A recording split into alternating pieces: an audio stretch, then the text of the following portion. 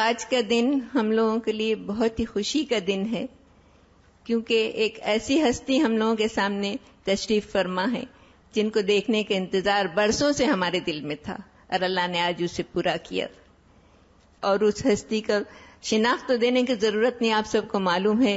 Doctor فرحت ہاشمی جو بہت ہی مشہور معروف خواتین ہیں، جن کا کارنامہ بہت ہی اللہ کے فضل سے کراچی، پاکستان اور بہت سی جگہ میں ان کا یہ ہے، اور اسلامی دعوت کا بہت کام کر رہی. اور اللہ کا قول ہے وَمَنْ أَحْسَنُ قَوْلًا مِّمَّنْ دَعَا إِلَى اللَّهِ وَعَمِلَ صَالِحًا وَقَالُوا إِنَّنِي مِنَ الْمُسْلِمِينَ. تو ایسی ایک ہستی سے ملنے کا موقع اللہ ہم لوگوں کو دیا. ہمیشہ سے ہم لوگوں کا دل میں تھا جو ایک ملاقات اللہ کرا دے ہم لوگوں کو. تو ہم لوگوں کو سب کو اللہ کا شکر ادا کرنا چاہیے ایسا موقع ملا. اور اس محفل سے اور اس طرح کے ہر محفل سے اللہ ہم لوگوں کو توفیق دے، اللہ رب العالمین کے قریب سے قریب تر ہونے کا موقع ملے ہم لوگ کو، آمین. اور ہم اپنی طرف سے اور ہم لوگ سب کے طرف سے بیگم ہاشمی کو دلی مبارکباد اور شکریہ جنا رہے ہیں. انہوں نے اس قدر تکلیف گوارا کر کے زحمت اٹھا کے ہم لوگوں سے ملنے کے لیے یہاں تشریف لائیں. اللہ ان کو جزا دے، آمین. اور آج ایک موقع اور بھی ہے اس خوشی کے ساتھ، جس نے یہ محفل کا انتظام کیا، روبی سے ان کی بچی کا آپ لوگ سب کو معلوم ہے. آپ لوگ سب دل سے دعا کریں ان کے مغفرت کے لیے. مع السلام. اعوذ باللہ من الشیطان الرجیم. بسم اللہ الرحمن الرحیم. واللہ انزل من السماء ماء فأحیا به الأرض بعد موتها ان فی ذلك لآیة لقوم يسمعون. وَإِنَّ لَكُمْ فِي الْأَنْعَامِ لَعِبْرَةً نُسْقِيكُم مِّمَّا فِي بُطُونِهِ مِن بَيْنِ فَرْثٍ وَدَمٍ لَبَنًا خَالِصًا سَائِغًا لِّلشَّارِبِينَ. وَمِن ثَمَرَاتِ النَّخِيلِ وَالْأَعْنَابِ تَتَّخِذُونَ مِنْهُ سَكَرًا وَرِزْقًا حَسَنًا إِنَّ فِي ذَلِكَ لَآيَةً لِقَوْمٍ يَعْقِلُونَ. وَأَوْحَى رَبُّكَ إِلَى النَّحْلِ أَنِ اتَّخِذِي مِنَ الْجِبَالِ بُيُوتًا وَمِنَ الشَّجَرِ وَمِمَّا يَعْرِشُونَ. ثُمَّ كُلِي مِن كُلِّ الثَّمَرَاتِ فَاسْلُكِي سُبُلَ رَبِّكِ ذُلُلًا يَخْرُجُ مِن بُطُونِهَا شَرَابٌ مُخْتَلِفٌ أَلْوَانُهُ فِيهِ شِفَاءٌ لِلنَّاسِ إِنَّ فِي ذَلِكَ لَآيَةً لِقَوْمٍ يَتَفَكَّرُونَ.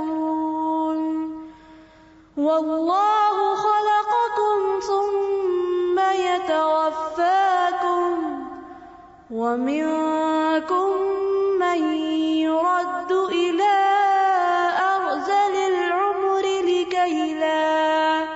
لِكَيْ لَا يَعْلَمَ بَعْدَ عِلْمٍ شَيْئًا إِنَّ اللَّهَ عَلِيمٌ قَدِيرٌ. صدق اللہ العظیم.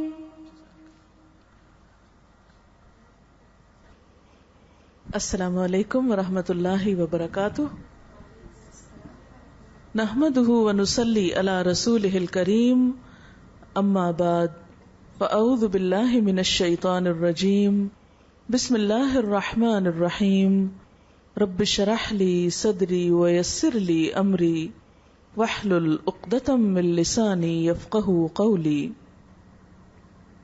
یاسین والقرآن الحکیم انک لمن المرسلین علی صراط مستقیم تنزیل العزیز الرحیم لتنذر قوما ما انذر آباؤهم فهم غافلون لقد حق القول على أكثرهم فهم لا يؤمنون إنا جعلنا في أعناقهم أغلالا فهي إلى الأذقان فهم مقمحون وجعلنا من بين أيديهم سدا ومن خلفهم سدا فأغشيناهم فهم لا يبصرون وسواء عليهم أأنذرتهم أم لم تنذرهم لا يؤمنون إنما تنذر من اتبع الذكر وخشي الرحمن بالغيب فبشره بمغفرة وأجر كريم. إنا نحن نحيي الموتى ونكتب ما قدموا وآثارهم وَكُلَّ شَيْءٍ أَحْصَيْنَاهُ فِي إِمَامٍ مُبِينٍ. صدق اللہ العظیم. شروع کرتی ہوں اللہ کے نام سے جو بے انتہا مہربان نہایت رحم فرمانے والا ہے. یاسین، قسم ہے قرآن حکیم کی، بے شک آپ رسولوں میں سے ہیں، سیدھے راستے پر ہیں، اور یہ قرآن زبردست رحم کرنے والی ہستی کا نازل کردہ ہے تاکہ آپ ایک ایسی قوم کو خبردار کریں جن کے باپ دادا خبردار نہ کیے تو وہ غفلت میں پڑے ہوئے ہیں. ان میں سے اکثر پر بات چسپاں ہو گئی، پھر وہ ایمان نہ لائیں گے.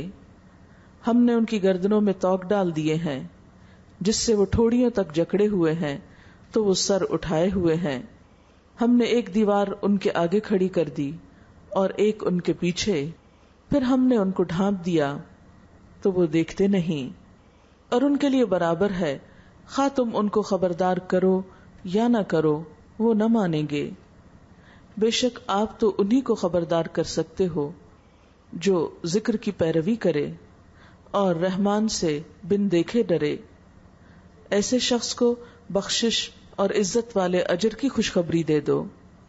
یقیناً ہم مردوں کو زندہ کریں گے اور ہم لکھ رہے ہیں جو کچھ وہ اپنے آگے بھیجتے ہیں اور جو اپنے پیچھے اثرات چھوڑتے ہیں، اور ہر چیز کو ہم نے ایک کھلی کتاب میں شمار کر رکھا ہے. معزز خواتین، اس وقت آپ کے سامنے سورۃ یاسین کی 12 آیات پڑھی گئی ہیں، ان کا ترجمہ بھی آپ نے سنا. اور یہ سورت ایسی ہے جس سے ہر شخص واقف ہے اور زندگی میں بہت دفعہ پڑھتا بھی ہے، لیکن عام طور پر ہم اس کے معنی نہیں جانتے، یا اگر معنی جانتے بھی ہیں تو اس میں غور و فکر نہیں کرتے. حالانکہ اس صورت میں ہمارے لیے ایک بہت زبردست میسج ہے. شروع میں خطاب ہے نبی صلی اللہ علیہ وسلم سے. یاسین والقرآن الحکیم، حکمت والے قرآن کی قسم. اللہ سبحانہ و تعالی قسم کھا رہے ہیں، قرآن پاک پر قسم کھائی جا رہی ہے، اور اس بات پہ قسم کھائی جا رہی ہے کہ انک لمن المرسلین، آپ صلی اللہ علیہ وسلم یقیناً رسولوں میں سے ہیں. یہ سورت مکہ میں نازل ہوئی. مکہ جہاں پر آپ صلی اللہ علیہ وسلم پیدا ہوئے، 40 سال تک رہے. لوگ آپ کو صادق اور امین کہتے، بہت سچا مانتے. لیکن اس کے باوجود بھی جب آپ صلی اللہ علیہ وسلم نے اپنے رسول ہونے کا دعویٰ کیا تو لوگوں کو ماننے میں مشکل پیش آئی. ایسا نہیں تھا کہ انہیں آپ کی سچائی پر شک تھا، بات یہ تھی کہ جو کچھ آپ کہہ رہے تھے وہ ان کی مرضی کے مطابق نہ تھا. آپ کی بات مان کر انہیں اپنی صدیوں کی روایات چھوڑنا پڑ رہی تھی، انہیں اپنی رسمیں چھوڑنا پڑتی تھیں. وہ باپ دادا کا دین اور عقیدہ نہیں چھوڑ سکتے تھے، اور یہ ان کے لیے ایک بہت بڑی مشکل تھی. اس لیے انہیں اسی بات میں آسانی نظر آئی کہ جو کچھ آپ کہہ رہے ہیں اس کو نہ مانا جائے. جب ہر طرف سے یہی پکار آتی ہے کہ آپ اللہ کے رسول نہیں، آپ تو ہم جیسے ایک انسان ہیں، ہم آپ کو رسول کیسے مان لیں؟ تو اس پر اللہ سبحانہ و تعالی نے اس کتاب کی قسم کھائی کہ جو شخص 40 سال تک پڑھا لکھا نہیں، جس نے کبھی کوئی ایسی بات نہیں بیان کی، آخر یک لخت وہ اتنی اچھی باتیں کر رہا ہے، اتنا بہترین کلام لا رہا ہے، تو یہ خود سے خود تو نہیں ہو سکتا۔ تو قرآن پاک کی قسم کس لیے کھائی گئی کہ قرآن کو گواہ بنایا گیا۔ کیا گواہ؟ کہ جو کچھ اس کے اندر ہے وہ بتا رہا ہے کہ آپ صلی اللہ علیہ وسلم اللہ کے رسول ہیں اور اپنے دل سے یہ باتیں نہیں لا رہے یا کسی انسان کی باتیں نہیں ہیں۔ آپ کو یقین دہانی کرائی گئی کہ یقیناً آپ رسولوں میں سے ہیں، اگر ساری دنیا بھی نہیں مانتی تو ایک اللہ تعالی کی گواہی کافی ہے، اور ساتھ یہ اللہ کی کتاب بھی گواہ ہے کہ آپ سچے انسان ہیں اور آپ کی بات سچی ہے۔ اللہ صراط مستقیم، سیدھے راستے پر ہیں۔ ہر دور کے انسان کو یہ سوال ضرور پیش آتا ہے کہ جو کچھ وہ کر رہا ہے وہ ٹھیک بھی ہے یا نہیں، اچھا بھی ہے یا نہیں۔ تو آپ صلی اللہ علیہ وسلم کو یقین دلایا جا رہا ہے کہ جو کچھ آپ کر رہے ہیں وہ بالکل ٹھیک ہے۔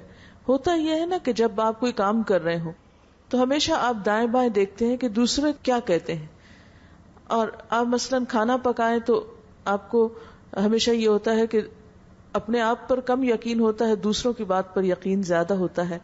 اگر وہ تعریف کر دیں یا وہ یہ کہہ دیں بہت اچھا کھانا پکا ہے تو آپ کو بھی یہ لگے گا کہ ہاں واقعی کھانا اچھا پکا ہے، حالانکہ آپ نے خود اچھا پکایا ہوتا ہے، آپ کو معلوم ہوتا ہے کہ کھانا اچھا ہے، لیکن دوسروں کی گواہی سے اس بات میں زیادہ وزن آ جاتا ہے۔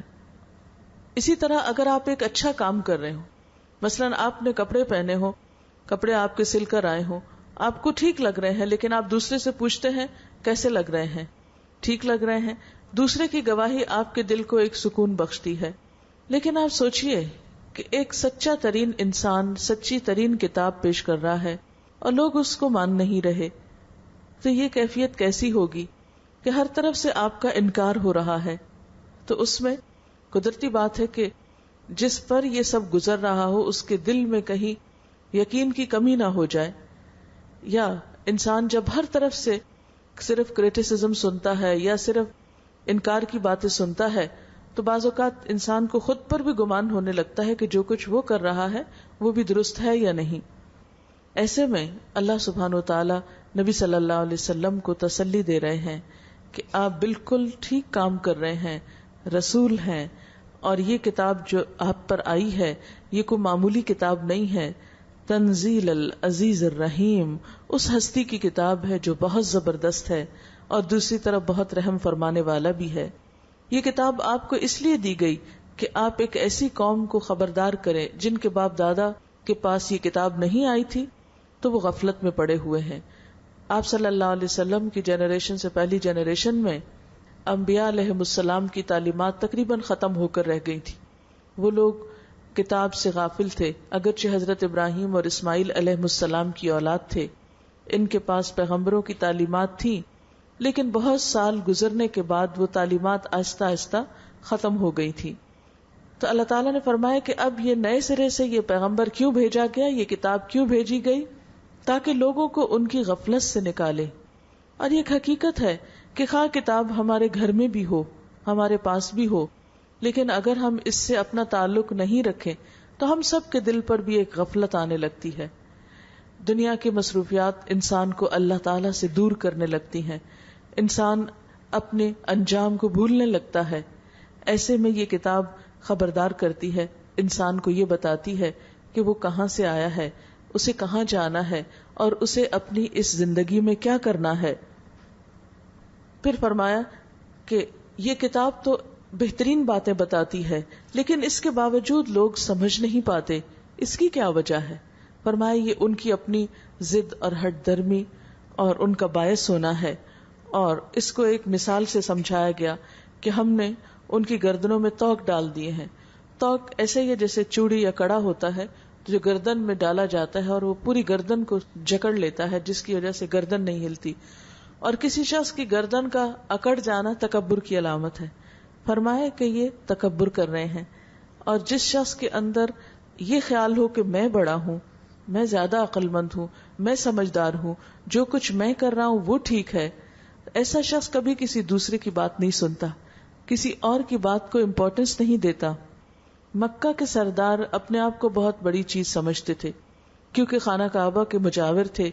پوری دنیا کے لوگ، پورے عرب کے لوگ ان کے پاس آتے تھے، ان کی تجارت چمکتی، ان کا بزنس بڑھتا اور ان کے لیے ہر طرف سے نذرانے آتے، جس کی وجہ سے ان کے اندر ایک خاص مذہبی تکبر بھی پیدا ہو گیا تھا کہ ہم اتنا بڑا کام کر رہے ہیں، مسجد حرام کو ہم نے آباد کیا ہوا ہے اور حاجیوں کو ہم پانی پلاتے ہیں، ان کو کھانا کھلاتے ہیں، ان کی خدمت کرتے ہیں، ہماری اتنی اہمیت ہے، آخر اب ہم کسی اور کی بات کیسے مان لیں؟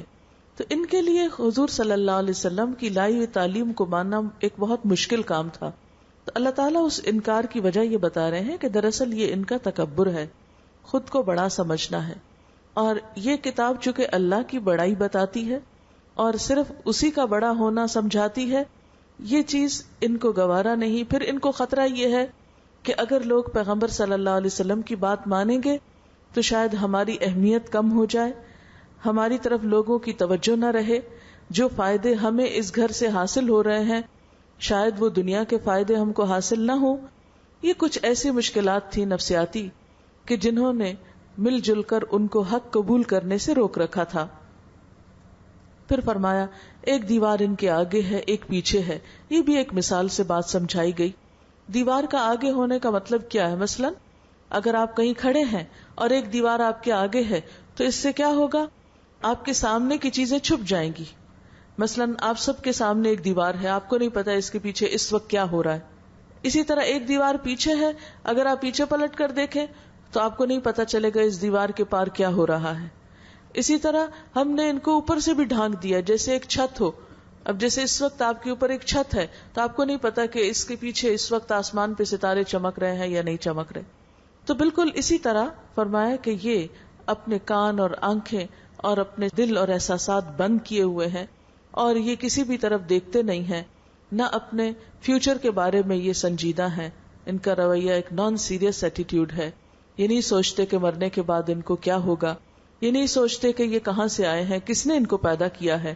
نہ اپنے پیچھے کی خبر ہے، نہ اپنے آگے کی خبر ہے، اور نہ اپنے حال کی خبر ہے کہ اس وقت سر اٹھا کے دیکھیں کہ ان پر کیا ذمہ داری ہے. یہ ہر طرف سے اپنے تعصبات اور اپنے خواہشات اور بہت سے ہٹ دھرمی اور تکبر اور اپنی منمانی کرنے کے بہت سے ایسی چیزوں میں بالکل دبے ہوئے ہیں، ڈھکے ہوئے ہیں. اس لیے ان کو حق کی کوئی بات سمجھ میں نہیں آتی.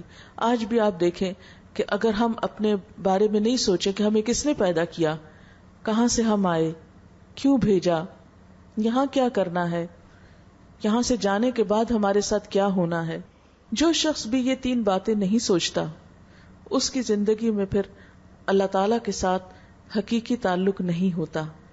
وہ اپنی خواہشات پر جیتا ہے، صرف اپنی دنیا بنانے کی فکر میں ہوتا ہے، صرف وہ سمجھتا ہے کہ زندگی یہی ہے جو اس کمرے کے اندر ہے. مثلاً آپ دیکھیے کہ اس وقت اگر ہم اس کمرے کے اندر سب بیٹھے ہیں اور باہر کا ہمیں کچھ نظر نہیں آ رہا اگلا پچھلا، تو ہم کیا سمجھیں گے کہ شاید دنیا یہی ہے. حالانکہ دنیا یہ نہیں ہے جو اس چار دیواری کے اندر ہے، اس سے باہر بہت بڑی دنیا ہے. بالکل اسی طرح جو شخص دنیا کی محبت میں ڈوب جاتا ہے وہی سمجھتا ہے کہ شاید یہی زندگی سب کچھ ہے، یہی جو کچھ نعمتیں مجھے ملی ہیں، یہ وقت، یہ جوانی، یہ صحت، یہ بچے، یہ مال و دولت، یہ گھر اور یہ سب کچھ شاید ہمیشہ میرے پاس رہے گا. وہ اس سے آگے بڑھ کر کچھ سوچتا ہی نہیں. وہ اپنے مالک، اپنے خالق جس نے یہ نعمتیں دی اس کے بارے میں کچھ نہیں سوچتا، اپنے فیوچر کے بارے میں نہیں سوچتا کہ مجھ سے نعمتوں کا حساب اور جواب مانگا جائے گا. اس لیے اللہ تعالیٰ فرماتے ہیں کہ پھر ایسے لوگوں کو ہدایت نہیں ہوتی، ایسے لوگ سچائی کو نہیں پاتے. اگر ہم سب چاہتے ہیں کہ سچائی کو پائیں تو ہمیں پھر اس چار دیواری سے نکل کر پوری کائنات کے اوپر نظر ڈالنی ہوگی اور اس دنیا اور اس کائنات کے بنانے والے کو پہچاننا ہوگا، اس کا مقام اور مرتبہ جاننا ہوگا، تبھی ہم اپنی حیثیت کو صحیح معنوں میں پہچان پائیں گے. پھر فرمایا وَسَوَاءٌ عَلَيْهِمْ أَأَنذَرْتَهُمْ أَمْ لَمْ تُنذِرْهُمْ لَا يُؤْمِنُونَ. ایسے لوگوں کے لیے برابر ہے، خواہ تم ان کو ڈراؤ یا نہ ڈراؤ، وہ نہیں مانیں گے.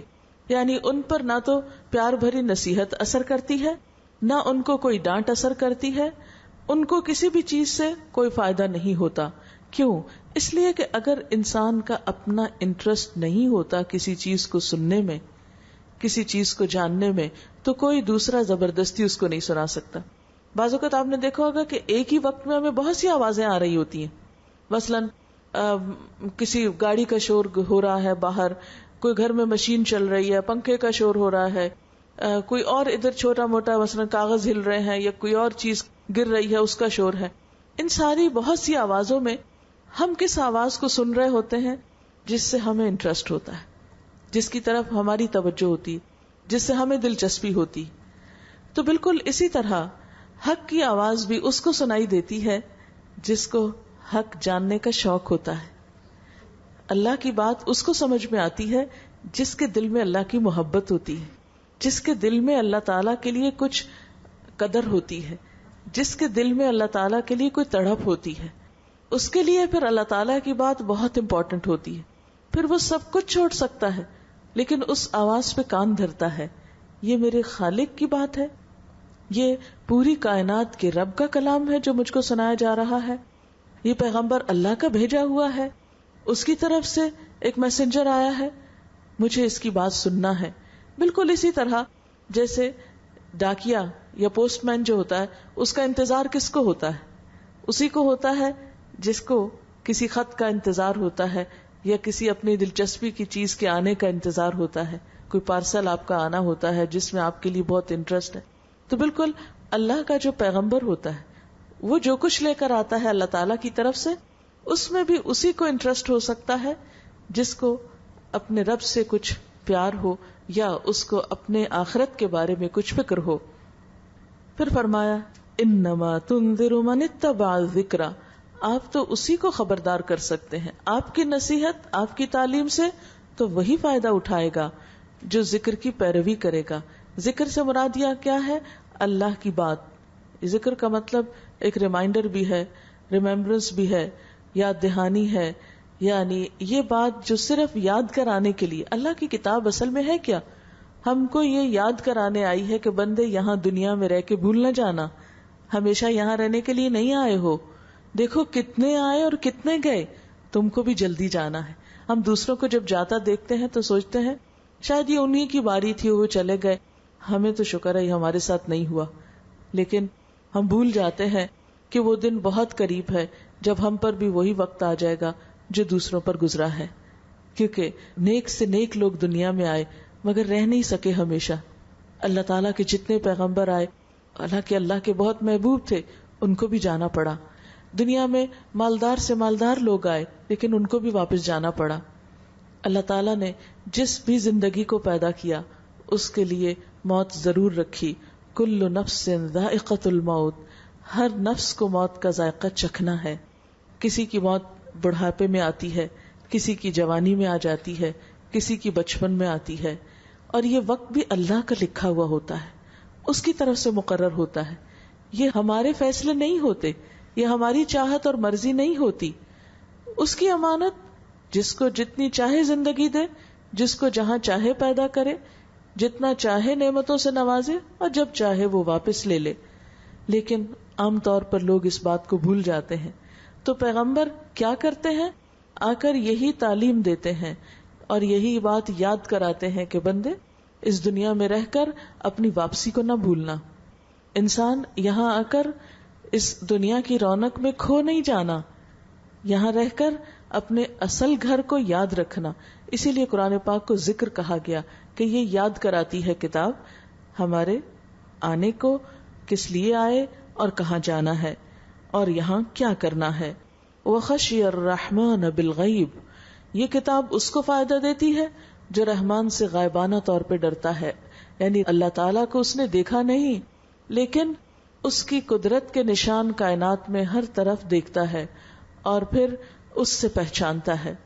آپ دیکھیے کہ دنیا میں بہت سی چیزیں آپ کو نظر آتی ہیں اور بہت سی چیزیں نظر نہیں آتی مگر ان کے اثرات ہوتے ہیں. مثلاً اگر آپ گھر کے اندر بھی بیٹھے ہیں اور باہر تیز دھوپ اور تیز گرمی ہے، سورج بہت چمک رہا ہے. اگرچہ آپ سورج نہ بھی دیکھیں، آپ کمرے کے اندر ہیں، اس کی روشنی نہ آئے، تو کیا کمرے کے اندر اس کی حرارت آپ کو محسوس نہیں ہوتی، اس کی گرمی؟ اگر آپ کو گرمی لگ رہی ہو تو آپ خود ہی کہتے ہیں کہ آج سورج بہت چمک رہا ہے. اسی طرح ہوا جو ہے ہم دیکھ نہیں سکتے لیکن ہمیں محسوس ہوتی ہے جب وہ چلتی ہے.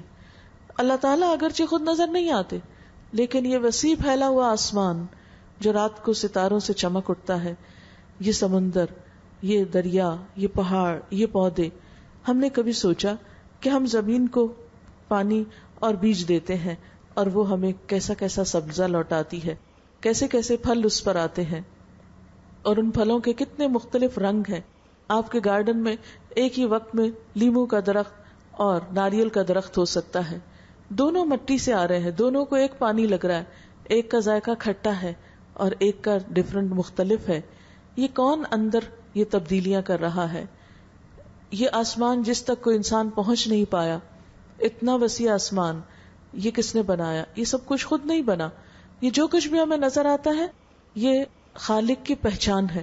جیسے آپ کوئی بھی کپڑا دیکھ کر پہچان جاتے ہیں یہ کہاں کا بنا ہوا ہے، فوراً پہچان جاتے ہیں کپڑے کی ساخت دیکھ کر، کس کوالٹی کا، اس کا نام کیا. بالکل اسی طرح جو لوگ اپنی آنکھیں کھول کر رکھتے ہیں، غور و فکر کرتے ہیں، وہ مختلف کائنات کی نشانیوں کو دیکھ کر اپنے رب کی عظمت کو پہچانتے ہیں. فرمایا جو رب کو پہچانتا ہے اور رب سے ڈرتا بھی ہے. اور پھر یہاں پر اب دلچسپ بات دیکھیے کہ رحمان سے ڈرتا ہے. ہم تو عام طور پر غلط کام کرتے ہوئے کیا کہتے ہیں؟ غفور الرحیم ہے، لہذا کوئی بات نہیں. یہاں کیا کہا؟ من اتبع ذکر و خشی الرحمان، جو رحمان کی رحمت کے باوجود اس سے ڈرتا ہے. یعنی رحمان کی رحمت کا غلط مطلب نہیں سمجھتا، وہ سمجھتا ہے وہ بہت محبت کرنے والا ہے، 70 ماؤں سے بڑھ کر پیار کرنے والا ہے، لیکن اس کی عظمت اور اس کی ہیبت اور اس کی قدرت، اس کے آگے مجھے ڈرنا ہی چاہیے. کہیں ایسا نہ ہو کہ میری کوئی بات اس کو پسند نہ آئے، کوئی چیز اس کو ناگوار ہو. جو شخص اپنے دل میں یہ احساسات رکھتا ہے پھر وہ گناہ سے بچنے کی کوشش کرتا ہے. وہ یہ نہیں دیکھتا کہ گناہ چھوٹا ہے یا بڑا ہے، وہ یہ دیکھتا ہے میرا رب کتنا بڑا ہے اور اس کی چھوٹی سی نافرمانی بھی بہت بڑی نافرمانی ہے. مثلا آپ دیکھیں کہ ایک بچہ اگر اپنے بہن کی بات یا بھائی کی بات نہیں مانتا تو وہ بھی ایک روڈنس ہے، لیکن اگر وہ اپنے ماں باپ کی بات نہیں مانتا تو یہ بڑی روڈنس ہے، بڑی غلطی. اور وہی اگر اپنے رب کی بات نہ مانے تو بات وہی ہے، لیکن جس کے انکار ہو رہا ہے، جس کی نافرمانی ہے، اس کے مقام کے مطابق وہ نافرمانی چھوٹی یا بڑی ہو جاتی ہے. اس لیے اللہ کے ذکر سے کس کو فائدہ ہوتا ہے؟ جو اللہ سے ڈرتا ہے. فبشرہ بمغفرۃ، ایسے شخص کو بخشش کی خوشخبری دے دو. یعنی بخشش، معافی کس کے لیے ہے؟ جو رب سے ڈرتا ہو اور رب کی بات ماننا چاہتا ہو. وَأَجْرًا کریم، کس بات کی خوشخبری؟ کس چیز کی خوشخبری؟ بہت عزت والے اجر کی. دنیا میں بعض اوقات انسان کوئی کام کرتا ہے کسی کے لیے تو بسا اوقات اس کا صلہ کسی بھی شکل میں اس کو ملتا ہے، اس میں عزت شامل ہوتی ہے یا نہیں ہوتی، لیکن اللہ اتنا قدردان ہے. اللہ سبحانہ وتعالی بندے کی اتنی قدردانی کرتے ہیں کہ بندہ چھوٹی سی نیکی بھی جو کرتا ہے اس کا صلہ یا اجر اس کو جب لوٹائے گا تو بہت عزت کے ساتھ لوٹائے گا. یہ خاص انعام ہے اللہ کے بندوں کے لیے. پھر فرمایا کہ اس اجر اور بخشش کے وعدے کو پورا کرنے کے لیے ایک دن ہے جس میں ہم سب کو زندہ کر دیں گے. انا نحن نحیی الموتا، انا نحن نحیی الموتا، بے شک ہم زندہ کریں گے مردوں کو. یعنی موت کیا ہے؟ جگہ کی تبدیلی کا نام ہے. قرآن پاک میں موت کا ذکر جو ہے وہ کچھ یوں ہوا ہے، کنتم امواتن، تم سب مردہ تھے، کچھ نہ تھے. فاحیاکم، پھر اس نے تم کو زندگی بخشی. ثم یمیتکم، پھر تم کو موت دے گا. ثم یحییکم، پھر زندہ کرے گا. ثم الیہ ترجعون، پھر اس کی طرف تم لوٹائے جاؤ گے. ہر چیز جوڑے میں ہے نا، جیسے دن اور رات کا جوڑا ہے، مرد اور عورت کا. اسی طرح موت اور زندگی بھی ایک جوڑا ہے. کنتم امواتن، تم کچھ نہ تھے. فاحیاکم، تمہیں زندگی دی، جوڑا پورا ہو گیا. ثم یمیتکم، پھر موت آئے گی تم کو، اور پھر اس کا جوڑا کیا ہے؟ ثم یحییکم، پھر زندگی ملے گی تم کو. تو دوبارہ زندگی کے بغیر موت کا کوئی مقصد نہیں بنتا. اب آپ دیکھیے کہ موت کیا چیز ہے.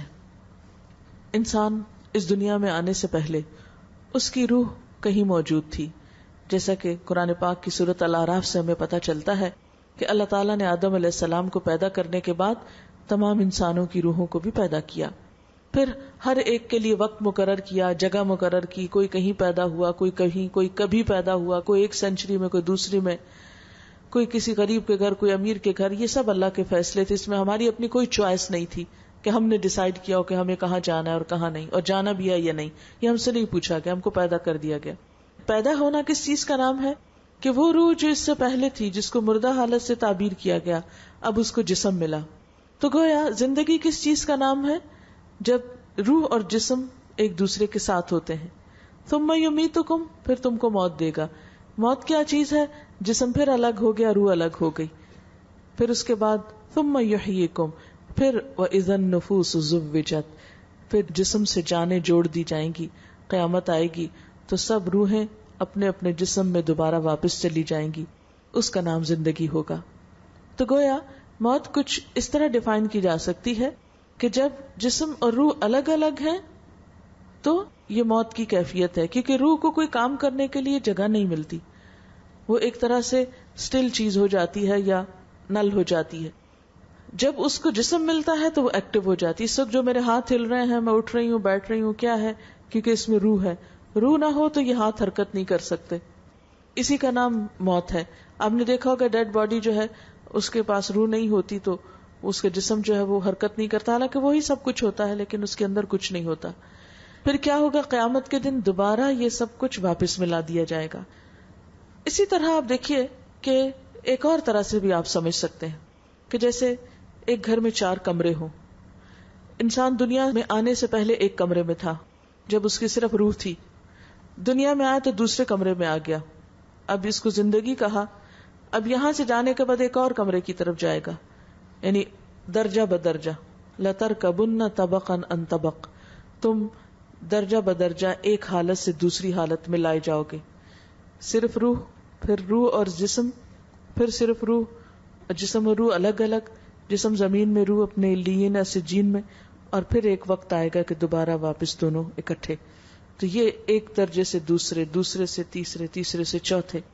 اب ہم سب ایک دوسرے درجے میں ہیں، پھر ہم سب ایک تیسرے میں جائیں گے، تیسرے سے ایک چوتھے کمرے میں جانا ہوگا جو میدان حشر ہوگا، جہاں سب انسانوں کو اپنے اپنے کیے کا جواب دینا ہوگا. اسی کے بارے میں یہاں فرمایا جا رہا ہے اِنَّا نَحْنُ نُحْيِي الْمَوْتَى، یقیناً ہم زندہ کریں گے مردوں کو.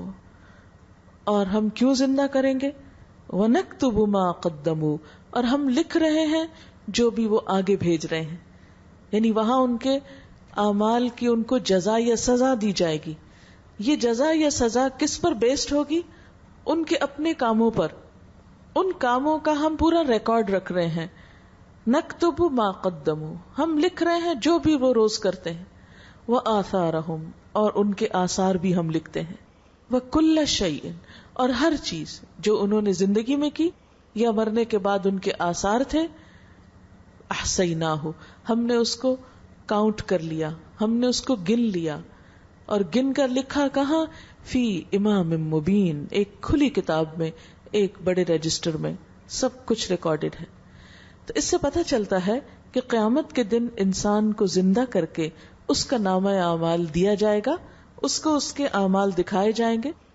اب آپ دیکھیے کہ یہ جو ہمارا نامہ اعمال ہے، قرآن پاک کی اس آیت یعنی سورۃ یاسین کی آیت نمبر 12 کے مطابق 2 بڑی چیزوں پر مشتمل ہے. اعمال نامے میں 2 طرح کے عمل ہیں. نمبر 1 ما قدموا، جو ہم اپنی زندگی میں کرتے ہیں، اور نمبر 2 وآثارہم، جو موت کے بعد ہمارے اعمال نامے میں جمع ہوتے ہیں. ہمارے آثار، امپریشنز، ہمارے پیچھے کیا ہوتا ہے. اب یہ جو زندگی میں ہمارے سامنے جو کچھ ہو رہا ہے، اس کے بارے میں احادیث میں بھی آتا ہے، قرآن پاک میں سورۃ الرعد میں بھی اس کی کچھ وضاحت ملتی ہے کہ اللہ تعالیٰ نے ہر انسان پر کچھ فرشتے مقرر کر رکھے ہیں. قرآن پاک میں اللہ تعالیٰ فرماتے ہیں وَإِن كُلُّ نَفْسٍ لَمَّا عَلَيْهَا حَافِظٌ، کوئی شخص ایسا نہیں جس پر کوئی نگہبان نہ ہو. سورۃ الطارق کی یہ آیت ہے کہ ہر انسان پر کوئی نہ کوئی نگران موجود ہے جو ہر وقت اس کو واچ کر رہا ہے. ایک اور جگہ پر فرمایا وَإِنَّ عَلَيْكُمْ لَحَافِظِينَ كِرَامًا كَاتِبِينَ، اور بے شک تم پر نگرانی کرنے والے، تمہیں واچ کرنے والے ہیں. کون؟ کرامن کاتبین، جو عزت والے فرشتے ہیں. دائیں اور بائیں ہم میں سے ہر ایک کے ساتھ ہر وقت 2 فرشتے لگے ہوئے ہیں. جو بات ہم کرتے ہیں، جس زبان میں ہم کرتے ہیں، وہ بھی لکھ لیتے ہیں. جہاں کہیں ہم ہوتے وہ ہمارے ساتھ ہوتے ہیں. جس وقت بھی ہم کچھ کرتے ہیں، چاہے دن ہو یا رات ہو. لہو معقبات من بین یدیہ ومن خلفہ، آگے پیچھے انسان کے نگرانی کرنے والے لگے ہوئے ہیں. اب آپ دیکھیے کہ کوئی لفظ جو انسان کے منہ سے نکلتا ہے ان سے چھوٹتا نہیں، انہیں بھولتا نہیں. سورۃ قاف میں اللہ تعالیٰ فرماتے ہیں وَلَقَدْ نَعْلَمُ مَا تُوَسْوِسُ بِهِ نَفْسُهُ، ہم جانتے ہیں جو وسوسے بھی انسان کے دل میں آتے ہیں. وَنَحْنُ أَقْرَبُ إِلَيْهِ مِنْ حَبْلِ الْوَرِيدِ، اور ہم اس کی رگ گردن سے بھی زیادہ خود اس کے قریب ہیں، یعنی ہم ڈائریکٹ بھی دیکھ رہے ہیں.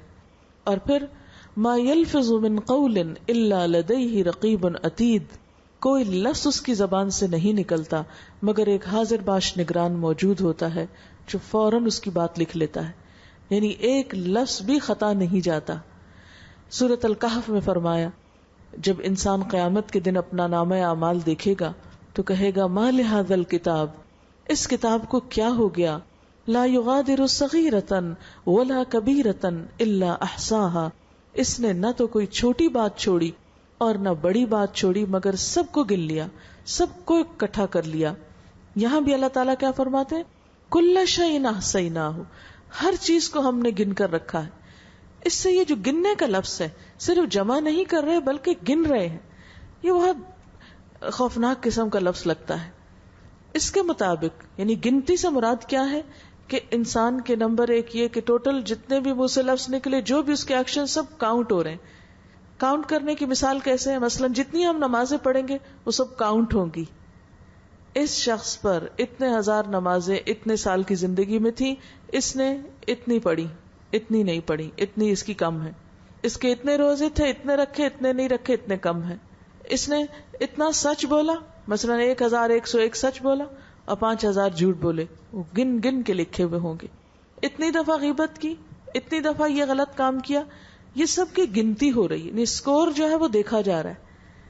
اور پھر یشہدہ المقربون کا لفظ آتا ہے قرآن پاک میں کہ کوئی مقرب فرشتے جو ہیں وہ نامہ اعمال کو واچ کرتے رہتے ہیں، اسکور اوپر جا رہا ہے، نیچے جا رہا ہے.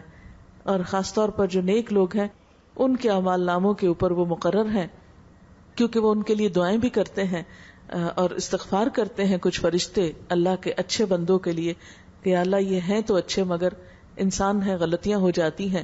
تو بہرحال یہ چیز ہم میں سے ہر ایک کو اچھی طرح اپنے خیال میں رکھنی چاہیے، جو بھی ہم کام کر رہے ہوں کہ یہ سب لکھا جا رہا ہے اور کاؤنٹ ہو رہا ہے، اور پھر اس کا وزن ہوگا قیامت کے دن.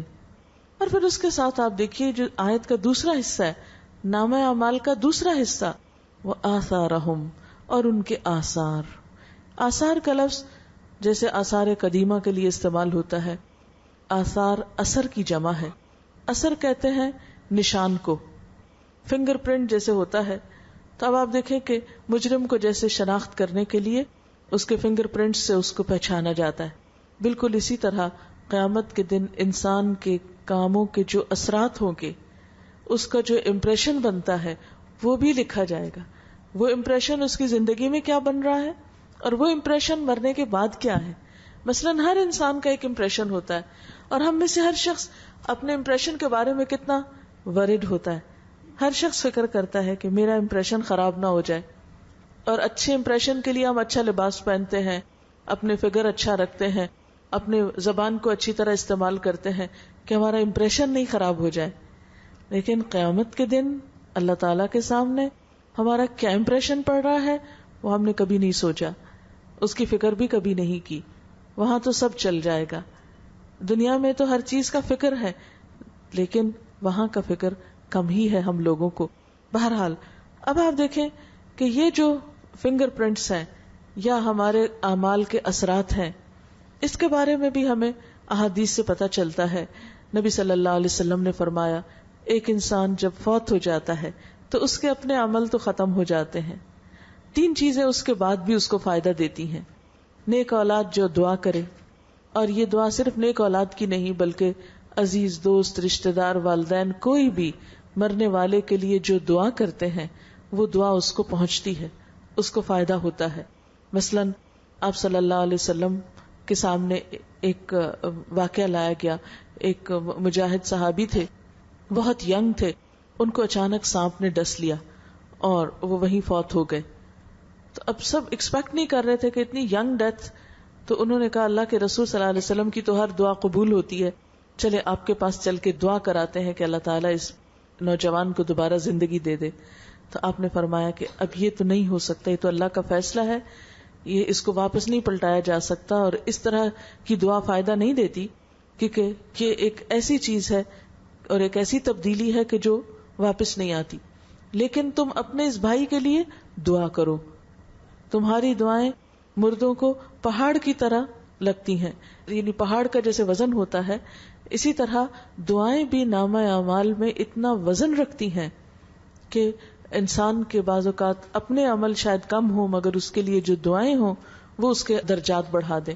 ایک حدیث میں آتا ہے, حضرت ابو ہریرہ رضی اللہ تعالیٰ عنہ سے روایت ہے کہ برزخ میں والدین جو ہیں یا پیرنٹس میں سے ایک کو اس کا درجہ بڑھایا جاتا ہے, تو وہ حیران ہو کر پوچھتا ہے کہ میرا درجہ کیسے بلند ہوا, تو اس کو بتایا جاتا ہے تمہاری اولاد کی دعا کی وجہ سے, یعنی تمہارے مرنے کے بعد تمہاری اولاد جو اچھی دعائیں کر رہی ہے اس سے تمہارا درجہ بلند ہو گیا ہے. یہ جو دعا والا عمل ہے یہ انسان اپنی زندگی میں بعض اوقات اتنی اپنے لیے کہاں ہم دعا کرتے ہیں, کہ ہم دعائیں کرتے بھی تو اپنی دنیا کے لیے زیادہ کرتے ہیں یا اپنے بچوں کی دنیا کے لیے یا رشتہ داروں دوستوں وغیرہ کے لیے. ہم میں سے کتنے لوگ ہیں جو واقعی اپنی آخرت کے لیے ہر نماز کے بعد دعا کریں کہ یا اللہ تو ہم کو بخش دینا, ہمارے گناہ معاف کر دینا, یا ہمیں قبر کے عذاب سے بچانا یا جہنم کے عذاب سے بچانا. نبی صلی اللہ علیہ وسلم کا طریقہ کیا تھا کہ وہ ہر نماز کے آخر میں لازماً یہ دعا پڑھتے تھے, اللہم انی اعوذ بک من عذاب القبر واعوذ بک من عذاب جہنم واعوذ بک من فتنة المسیح الدجال واعوذ بک من فتنة المحیا والممات اللہم انی اعوذ بک من المأثم والمغرم. لیکن ہم کم ہی فکر کرتے ہیں اپنی آخرت کا. بہرحال اولاد جب اپنے ماں باپ کے پیچھے یا کوئی دوست عزیز رشتہ دار بہن بھائی اپنے مرنے والے کے پیچھے دعا کرتا ہے, اور یہ دعا سال میں ایک دفعہ نہیں کرنی ہوتی کہ کسی سال کی برسی کے دن وہ دعا کریں تو بس وہ دعا قبول ہوگی.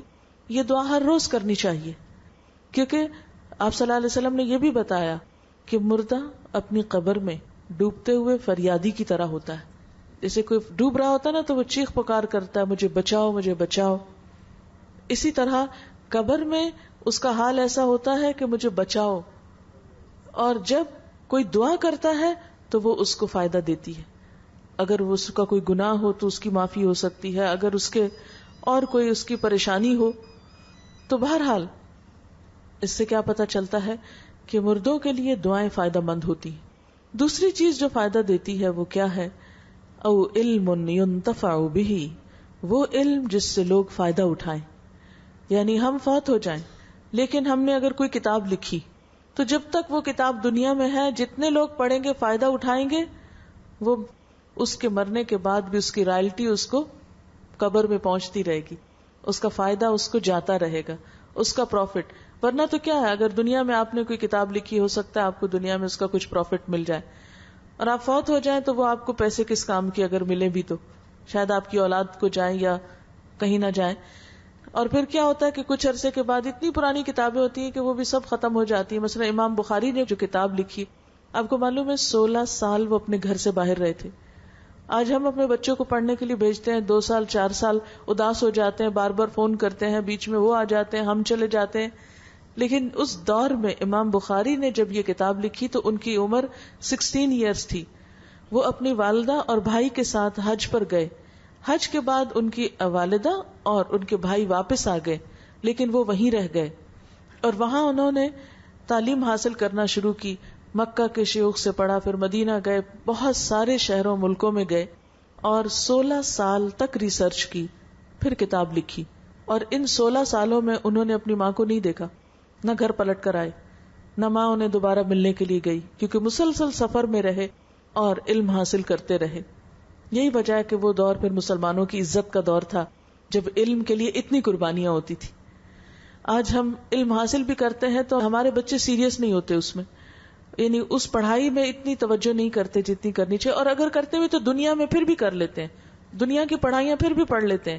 لیکن دین کے بارے میں ہم میں سے کتنے لوگ اتنے ڈیڈیکیٹڈ ہوں کہ 16 سال تو کیا 16 مہینے بھی ہم اس طرح گزاریں کہ ہم اپنے رشتہ داروں اور دوسروں کو سب سے کٹ کر اپنے کام سے کام رکھیں. کیونکہ جتنی بھی اچھی قسم کی ریسرچ ہوتی ہے اس کے لیے آپ کو پوری یکسوئی چاہیے ہوتی ہے، کنسنٹریشن چاہیے ہوتی ہے، توجہ چاہیے ہوتی ہے، اور وہ تو اس دور میں ختم ہی ہو کر رہے گی. اتنی ڈسٹریکشن ہے ہر چیز میں، کہیں بھی آپ چلے جاؤ آپ کو ادھر ادھر اپنے مقصد سے غافل کرنے والی بہت سی چیزیں مل جاتی ہیں. اینی ہاؤ، بہرحال اب وہ کتاب جو امام بخاری نے اس وقت لکھی، ان کی زندگی میں 90,000 پیپل نے ان سے وہ کتاب سنی. یعنی پہلے کتاب لکھی، پھر وہ اتنی زبردست کتاب تھی، ان کی زندگی میں اس کی اتنی شہرت ہوئی کہ ان کے پاس ہزاروں میل سے لوگ چل کر آتے تھے وہ کتاب سننے کے لیے کہ ہم ان کے اپنے منہ سے سنیں. تو روایات میں آتا ہے کہ 90,000 لوگوں نے وہ کتاب ان کی زندگی میں ان سے سنی. بہرحال اب وہ فوت ہو جاتے ہیں، اب اس کو ہزاروں لوگ بعد میں پڑھ رہے ہیں، سن رہے ہیں. اب وہ جو 16 سال انہوں نے قربانی دی وہ ضائع نہیں کی اللہ تعالیٰ نے. اب کیا ہوگا؟ ان کی نیت کے ساتھ انشاءاللہ جتنے لوگ اس کو پڑھتے جائیں گے وہ اجر ان کو ملتا جائے گا. اسی طرح آج اگر ہم بھی کوئی کتاب خود لکھتے ہیں یا کوئی علم کی خدمت کرتے ہیں، مثلا اب ہر بندے میں اتنا ٹیلنٹ نہیں ہوتا وہ کتاب لکھے، کچھ لوگوں کو لکھنے کی اتنی پریکٹس نہیں ہوتی. اب پھر کیا کریں؟ تو آپ یہ کر سکتے ہیں کہ علم کے کسی کام میں آپ کسی کو بھی پروموٹ کر سکتے ہیں. مثلا کوئی بچہ اگر پڑھنے والا ہے، اس کے پڑھنے کا خرچ آپ اٹھا لیں، جو کچھ وہ بچہ پڑھے گا وہ آپ کو اجر ملتا جائے گا. کوئی اور کتاب لکھ رہا ہے، آپ اس کے لکھنے میں کسی بھی طرح کی ہیلپ کر دیتے ہیں. مثلا آپ لکھ نہیں سکتے مگر آپ کتابیں لا کے اس کو دے سکتے ہیں، یا کتابوں سے پڑھ کر آپ اس کو ریسرچ کرنے میں مدد دے سکتے ہیں. کسی بھی طرح، یعنی یہ تو ہر انسان خود سوچ سکتا ہے کہ کس طرح وہ علم کو پروموٹ کر سکتا ہے. اینی ہاؤ، یہ بھی حدیث میں آتا ہے او علم ينتفع به، وہ علم جس سے لوگ فائدہ اٹھائیں. یعنی علم بھی صرف علم نہیں ہونا چاہیے، ڈگری برائے ڈگری نہیں، وہ علم جس سے انسانوں کو فائدہ پہنچے. اس علم کو بھی اسلام نے آثار میں شامل کیا، اس کی نشانیوں میں شامل کیا. جیسے بچے نشانی ہوتے ہیں نا انسان کے، ایسے ہی کتابیں بھی انسان کی نشانیاں ہوتی ہیں. جیسے بچوں سے پہچانا جاتا ہے، مثلا ماں باپ فوت بھی ہو جائیں تو بچوں کو دیکھ کے کہتے ہیں ارے تم فلاں کی بیٹی ہو، بہت ملتی ہو اپنی ماں سے، تم تو بالکل اس کی ڈٹو کاپی لگتی ہو. تو بچے ماں باپ کی نشانیاں ہوتے ہیں. اسی طرح کتابیں یا علم کا کام بھی انسان کی نشانیاں ہوتے ہیں، اس لیے ان کو آثار کہا گیا. جیسے انہوں نے پہلے بتایا نا، آثار کا مطلب کیا ہے؟ نشان. بہرحال کوئی شخص علم کی جو بھی خدمت کرتا ہے وہ اس کے مرنے کے بعد بھی اس کو اس کا ثواب جب تک وہ باقی ہے پہنچتا رہتا ہے. تیسری چیز صدقۃ جاریہ، صدقہ جاریہ کے کام، مال کو ایسی جگہ لگا کر جانا جس سے خلق خدا کو فائدہ پہنچے. مثلا کوئی ہاسپٹل بنوانا، یا پھر کوئی یتیم خانہ بنوانا، یا کوئی سڑک بنوانا، یا کسی بھی طرح انسان کی بھلائی کے. ضروری نہیں کہ اب آپ کے پاس اتنے پیسے نہ ہو کہ آپ پورا ایک یتیم خانہ بنوا سکیں، تو ایٹ لیسٹ اس کے اندر اگر ایک اینٹ بھی آپ کے حصے کی لگ جاتی یا ایک پنکھا آپ کی طرف سے لگ جاتا ہے. یہ کسی اسپتال کو تو نہیں آپ بنا سکتے مگر وہاں آپ ایک مشین رکھوا دیتے ہیں، یا وہاں پر آپ کسی مریض کے لیے بیڈ لگوا دیتے ہیں. کوئی بھی کام اس طرح کا، یا کوئی سڑک بن رہی ہے تو اس میں کچھ حصہ ڈال دیتے ہیں. اب جتنی گاڑیاں گزریں گی امن سے گزر جائے گی، یا کسی سڑک پر لائٹ لگی ہوئی ہوگی تو آپ دیکھیں کہ کتنے خلق خدا کو فائدہ پہنچے گا. تو مرنے کے بعد ایسا فائدہ جب تک کسی کو پہنچے گا، جب تک اس سے لوگ فائدہ اٹھائیں گے، اس کا بھی ثواب مرنے والے کو پہنچتا رہے گا. اس لیے کیا فرمایا؟ انا نحن نحیی الموتى، بلا شبہ، یقیناً، ضرور ہم مردوں کو زندہ کریں گے. یہ نہیں کہ جو مر گیا وہ ہمیشہ کے لیے مر گیا، یہ نہیں ہوگا. اس نے پھر اٹھنا ہے اور پھر اپنا حساب دینا ہے. اور حساب کس سے دیکھا جائے گا؟ اس کے نامہ اعمال سے. نامہ اعمال میں دو چیزیں ہوں گی، ایک اس کے اپنے کیے ہوئے کام اور ایک اس کے پیچھے مرنے کے کیے ہوئے کام جو اس کی اپنی کوششوں کی دلچسپیوں کی وجہ سے رہ گئے یا پھر کسی اس کے رشتہ دار نے اس کی طرف سے کیے. مثلا ایک صحابی ہیں, وہ کہتے ہیں یا رسول اللہ صلی اللہ علیہ وسلم میری ماں اچانک فوت ہو گئی, وہ صدقہ کرنے کو پسند کرتی تھی, کیا میں اس کی طرف سے صدقہ کروں تو اس کو فائدہ ہوگا؟ تو آپ نے فرمایا ہاں تم اس کی طرف سے صدقہ کر سکتے ہو. اسی طرح ایک اور صحابی کہتے ہیں کہ میں اپنی ماں کے لیے کچھ صدقہ کرنا چاہتا ہوں تو کیا کروں؟ آپ نے فرمایا پانی کا انتظام کرو. انہوں نے ایک کنواں کھدوایا اور کہا ہادی لأم سعد, یہ ام سعد کے لیے, سعد ان کا اپنا نام تھا اور سعد کی ماں کے نام پر یہ کنواں ہے. بہرحال یہ بھی ایک قسم ہے صدقہ جاریہ کی کہ جو بعد میں رشتہ دار یا دوست احباب یا کوئی بھی اس کے نام پر یا اس کی طرف سے کرتا ہے. یہ سب کچھ انسان کے نامہ اعمال میں جمع ہوتا رہتا ہے. پھر اسی طرح انسان کی وہ دعائیں جو قبول نہیں ہوتی, بعض اوقات ہم کچھ دعائیں مانگتے ہیں مگر ہماری قبول نہیں ہوتی. قیامت کے دن جب انسان اٹھے گا تو اس وقت وہ دیکھے گا اور حیران ہوگا کہ یہ میرے نامہ اعمال میں یہ عمل کہاں سے آ گیا, یہ میں نے تو نہیں کیا ہوا. بتایا جائے گا یہ تمہاری وہ دعائیں ہیں جو تم دنیا میں کرتے تھے, اس وقت نہیں سنی گئی تھی لیکن تمہارے لیے ان کا اجر رکھ دیا گیا, اور وہ اجر اس کا اتنا زیادہ ہوگا کہ اس کے اعمال پر بھی جیسے بڑھ جائے گا. اب اس وقت انسان تمنا کرے گا کاش دنیا میں میری کوئی دعا نہ سنی جاتی. آج تو ہم اتنے تھوڑ دلے ہیں, ذرا سی دعا قبول نہیں ہوتی تو ہم رونا دھونا ڈال دیتے ہیں, اللہ تعالیٰ سے ناراض ہو کے بیٹھ جاتے ہیں, میری کیوں نہیں سنی گئی, میری تو وہ سنتا ہی نہیں, اب تو میں مانگوں گی بھی نہیں. کئی لوگ اس طرح کی ناراضگی کا اظہار کریں, حالانکہ اللہ تعالیٰ تو بادشاہ ہے, اسے کیا فرق پڑتا ہے کہ کوئی مانگتا ہے یا نہیں مانگتا. یہ مانگنا تو ہمارے اپنے فائدے میں ہے, لیکن انسان کی دعائیں جو سنی نہیں جاتی وہ اللہ تعالیٰ ضائع نہیں کرتے, کیونکہ اللہ تعالیٰ فرماتے اجیب دعوت الداعی اذا دعانی, میں پکارنے والے کی پکار سنتا ہوں جب بھی وہ مجھے پکارتا ہے. فلیستجیبوا لی, انہیں چاہیے کہ یہ میری بات مانا کرے. ولیؤمنوا بی, مجھ پر اعتماد کریں, ایمان رکھیں. لعلہم یرشدون, تاکہ یہ سیدھا راستہ پالیں, یعنی پھر بھٹکنے سے بچ جائیں گے. ورنہ تو ذرا سی بھی دیر ہو جائے قبولیت میں تو انسان کو شیطان بہکا لے جاتا ہے کہ چھوڑو یہ سب کچھ. فرمایا کہ وَنَكْتُبُ مَا قَدَّمُوا وَآثَارَهُمْ, ہم لکھ رہے ہیں جو بھی وہ آگے بھیج رہا ہے اور جو اپنے پیچھے امپریشنز چھوڑ کے آ رہا ہے. پھر ان امپریشنز میں مرنے والے کے لیے جو بھی ہم گفتگو کرتے ہیں وہ بھی لکھی جاتی. مثلا اگر ہم اس کو اچھے لفظوں میں یاد کرتے ہیں تو وہ اس کی نیکیوں میں شمار ہو جاتے ہیں, گواہی ہوتی ہے یہ اس کے حق میں. اور اگر ہم کسی مرنے والے کے لیے برے لفظوں سے اس کو یاد کرتے ہیں تو یہ اس کے خلاف جاتی بات. اسی لیے ہمیں منع کیا گیا ہے کہ اگر کسی کی برائی ہو بھی تو ہم اس کا ذکر نہ کریں. کیوں؟ اس لیے کہ جانے والا چلا گیا, جو کچھ اس کے پاس تھا وہ لے کے چلا گیا. اب ہمارا کام کیا ہے کہ ہمارے پاس اگر کوئی اچھی بات ہے اس کی تو اس کو تو یاد کر کے اس کے لیے کوئی اچھے اعمال میں اضافہ کریں. اور اگر کوئی ایسی چیز ہے جو ہر انسان ہے, ہم میں سے کون فرشتہ ہے کہ جس نے کبھی کوئی غلطی نہ کی ہو یا جس کے پاس صرف نیکیاں ہی نیکیاں ہوں, تو اگر ہم اپنے لیے نہیں پسند کرتے کہ ہماری کسی برائی کا کوئی ذکر کا تذکرہ کرے تو ہمیں بھی کسی اور کے لیے کوئی برے لفظ استعمال نہیں کرنے چاہیے. کسی کے پیٹھ پیچھے اس کی برائی, زندہ کے پیچھے بھی اتنی سخت چیز ہے کہ قرآن پاک نے اس کو مردہ بھائی کا گوشت کھانا قرار دیا ہے. آپ خود سوچیں کہ اگر کسی کا کوئی بھائی فوت ہوا ہو تو انسان تو پیار سے ہاتھ سخت بھی نہیں لگا سکتا, کہاں یہ کہ اس کا گوشت کاٹ کے کھائے. لیکن ہم اپنے ہی بہن بھائیوں کا گوشت کاٹ کاٹ کے ان کی پیٹھ پیچھے سے کھاتے رہتے ہیں, جس کو غیبت کہتے ہیں, بیک بائٹنگ کہتے ہیں. تو زندہ لوگوں کی بیک بائٹنگ بھی بری ہے اور مردہ لوگوں کی تو بہت ہی بری ہے, کیونکہ زندہ تو پھر بھی کسی وقت اپنی صفائی پیش کر لے گا, لیکن مردہ شخص تو بےچارا اپنے بارے میں کچھ نہیں کہہ سکتا. اب اس لیے یہ جو آثار ہیں ان میں دوسروں کی گواہی بھی شامل ہو جاتی. مثلا اگر ایک جنازہ جا رہا تھا تو آپ نے فرمایا واجب ہو گئی, دوسرا جا رہا تھا تو آپ نے فرمایا واجب ہوگی. تو صحابہ نے پوچھا آپ نے کہا واجب ہو گئی تو یہ کیوں کہا؟ فرمایا ایک جب گزرا تو اس کے حق میں لوگوں نے اچھی بات کی تو آپ نے کہا کہ ان کی گواہی کی وجہ سے اس کے لیے جنت واجب ہوگی, اور دوسرے کے حق میں لوگوں کی رائے اچھی نہیں تھی.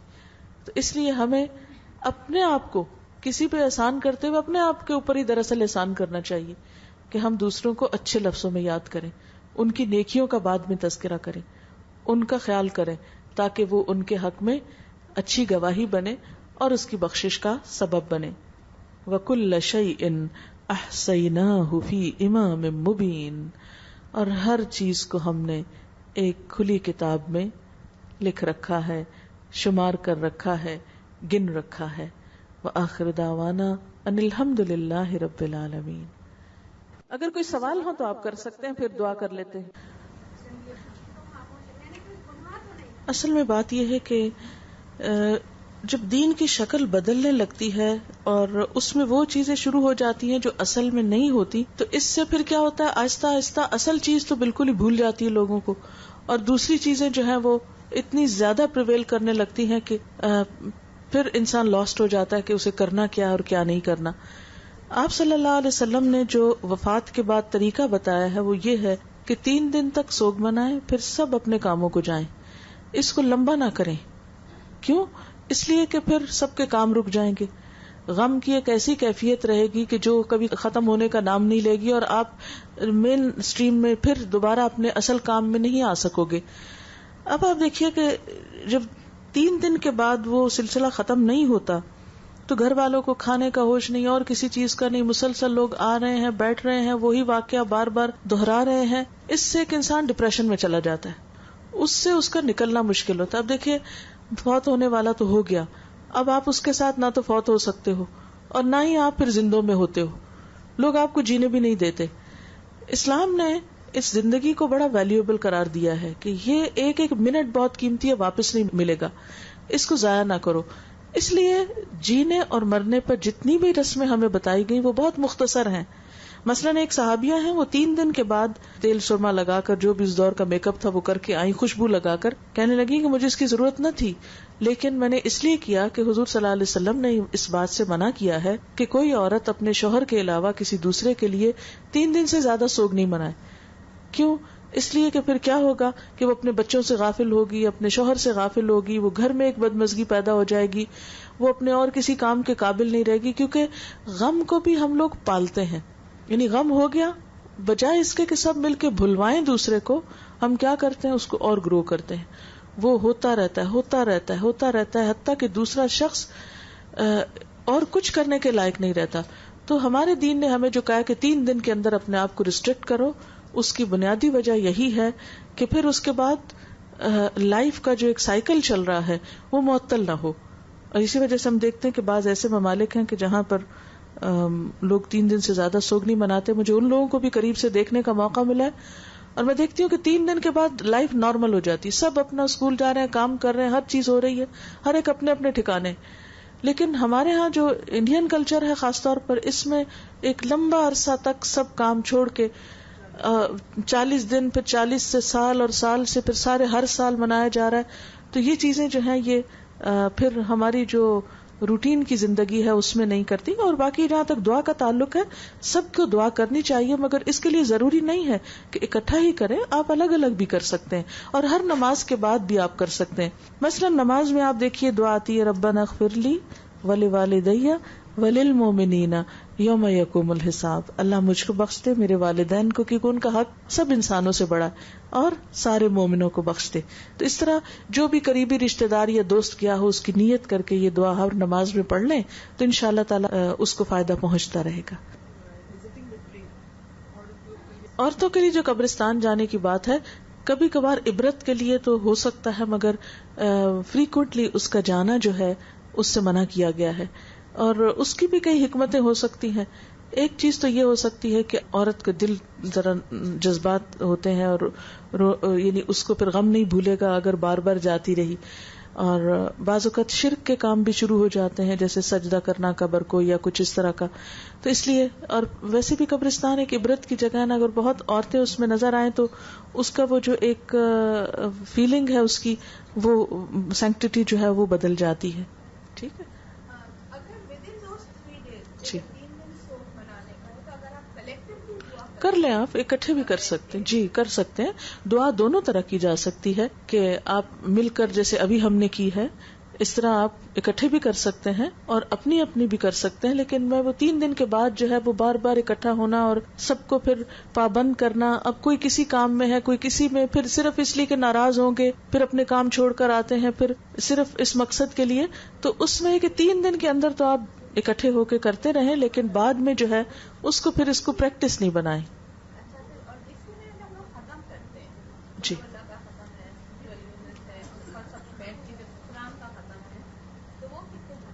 اس میں آپ دیکھیے کہ قرآن پاک جو ہے نا یہ سکینت کا باعث ہوتا ہے.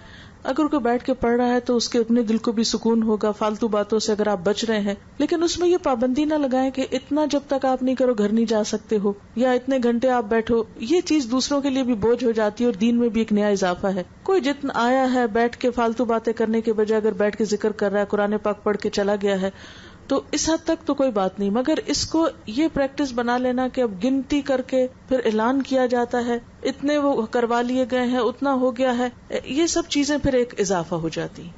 اب دعا کر لیتے ہیں. سبحان اللہ والحمد للہ ولا الہ الا اللہ واللہ اکبر ولا حول ولا قوة الا باللہ العلی العظیم. اللہم صل علی محمد وعلی آل محمد کما صلیت علی ابراہیم وعلی آل ابراہیم انک حمید مجید. اللہم بارک علی محمد وعلی آل محمد کما بارکت علی ابراہیم وعلی آل ابراہیم انک حمید مجید. ربنا آتنا فی الدنیا حسنۃ وفی الآخرۃ حسنۃ وقنا عذاب النار. ربنا لا تزغ قلوبنا بعد إذ هديتنا وهب لنا من لدنك رحمة إنك أنت الوهاب. ربنا هب لنا من أزواجنا وذرياتنا قرة أعين واجعلنا للمتقين إماما. يا حي يا قيوم برحمتك نستغيث لا إله إلا الله أنت الحليم الكريم. سبحان اللہ رب العرش العظیم والحمد للہ رب العالمین. رب نسألک موجبات رحمتک وعزائم مغفرتک والغنیمۃ من کل بر والسلامۃ من کل اسم لا تدع لنا ذنبا الا غفرتہ ولا ہما الا فرجتہ ولا حاجۃ ہی لک ردا الا قضیتها یا ارحم الراحمین. یا اللہ پاک جو کچھ ہم نے پڑھا ہے اپنی رحمت سے اسے قبول فرما. جو بات آپ کی مرضی کے مطابق ہو تو اپنی رحمت سے ہم سب کو عمل کی توفیق عطا فرما. اگر کوئی بات زبان سے ایسی نکلی ہو جو آپ کو پسند نہ آئی ہو تو ہم سب کو اس سے دور کر دے. یا اللہ ہماری نیت کو اپنے لیے خالص کر لے. یا رب العالمین تو ہمیں عذاب جہنم سے نجات عطا فرمانا. اللہ قبر کے عذاب سے بچانا. یا رب العالمین تو ہر طرح کی مصائب، آفات اور پریشانیوں سے محفوظ رکھنا. یا رب العالمین تو اس گھر پر اپنی خیر و برکت نازل فرما. یا اللہ ان کی بیٹی کے درجات بلند فرما، اس کی بخشش فرما. یا رب العالمین ہم سب بھی اسی رستے کے مسافر ہیں، ہمیں بھی نیکی کی توفیق عطا فرما. یا اللہ ہمیں اپنی محبت دے دے. یا اللہ ہمارے دلوں میں اپنا خوف پیدا کر دے. یا اللہ تو اپنی محبت کو ہر چیز سے بڑھ کر ہمارے دلوں میں جما دے. یا رب العالمین ہمیں صراط مستقیم پر استقامت نصیب فرما. مرتے دم تک ہمیں اپنے ساتھ جوڑے رکھنا اور ہمیں بھٹکنے اور پھسلنے سے بچا لینا. یا رب العالمین تو ہمارے بچوں کو بھی ہدایت عطا فرما. یا اللہ ہم سب کی اولادوں کو ہماری آنکھوں کی ٹھنڈک بنا اور ہمیں اپنے والدین کے لیے صدقہ جاریہ بنا، اور ہماری اولادوں میں دین اور ایمان کی روشنی کو قیامت تک برقرار رکھنا. یا رب العالمین تو ہمارے صغیرہ اور کبیرہ گناہوں کو معاف کر دے. یا اللہ تو ہم سب کی بخشش فرما. یا اللہ تو ہم سب کے گناہوں کو معاف کر دے. یا اللہ تو ہم سب سے راضی ہو جا. سب کو بیماریوں سے، پریشانیوں اور دکھوں سے محفوظ رکھ. یا اللہ سب روحانی جسمانی بیماریاں دور کر دے. یا اللہ آپس میں مسلمانوں کو جوڑ دے. ان کے دلوں میں ایک دوسرے سے جو کوئی بھی نفرت اور کوئی بھی بغض اور عداوت ہے اس کو دور کر دے. یا اللہ دنیا میں جہاں بھی مسلمانوں پہ پریشانی ہے اس پریشانی کو دور فرما دے. یا اللہ تو ہم سب پر اپنی رحمت فرما. یا رب العالمین تو ہم سے وہ کام لے لے جس سے تو راضی ہو جائے. یا اللہ پاک تو ہم سب پر اپنی رحمت نازل کر دے. یا اللہ تو ہم سب سے اچھے اچھے کام لے لے، وہ کام جو ہماری دنیا اور آخرت کی بھلائی کا سبب بنے.